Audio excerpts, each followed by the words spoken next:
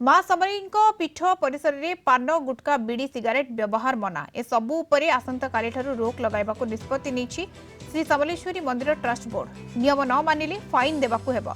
मंदिर परिसर में पवित्रता एवं परिच्छन्नता समस्त समस्त भक्तंकर दायित्व बोली ट्रस्ट बोर्ड कहिछि। ए नै सचेतन करबा पई ट्रस्ट पक्षरु भक्त पूजक एवं कर्मचारी को अपील करा जायछि। एपरिकी मंदिर निकटरे थिबा दुकान रे पान गुटखा बीड़ी सिगारेट न बिकिबाकू मध्य कुहा जायछि।